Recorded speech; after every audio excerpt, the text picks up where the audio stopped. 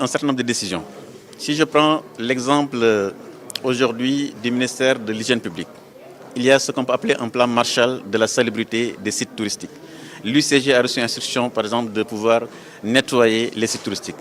Mon collègue de l'environnement parle tout à l'heure du programme zéro déchet plastique également dans les communes. Donc cela veut dire simplement que chaque ministère a donné des actions extrêmement fortes pour que nous puissions travailler ensemble. C'est l'événement, le calendrier national des événements culturels avec le ministère en charge de la culture. C'est le recensement de tout le patrimoine culturel du Sénégal à l'échelle nationale.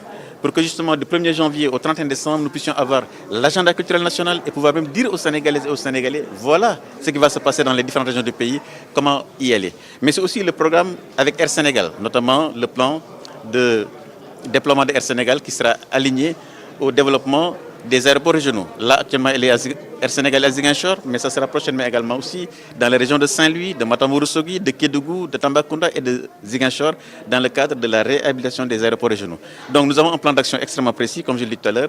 C'est 5 axes prioritaires: patrimoine, expérience du Sénégal, marketing, mais aussi infrastructure, avec l'investissement très important que le président Macky Sall a mis en place dans le cadre du crédit hôtelier, qui permettra justement de pouvoir mettre à niveau les plateformes hôtelières, mais aussi aligner l'offre Sénégal. C'est aussi l'institutionnel avec, comme je le dis ce matin, cette réunion interministérielle qui permet justement à ce que le tourisme soit soutenu par l'ensemble des ministères qui sont impliqués dans sa mise en œuvre.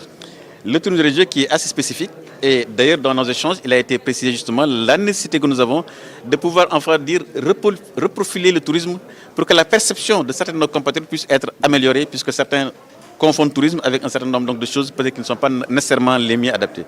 Donc tous ces éléments-là font partie justement de la stratégie que nous avons partagée avec les élus locaux et mes collègues ce matin. Et naturellement, le tourisme religieux qui est un élément extrêmement important, qui fait partie du tourisme domestique d'ailleurs, puisque les Sénégalais n'ont pas attendu cette promotion pour le faire.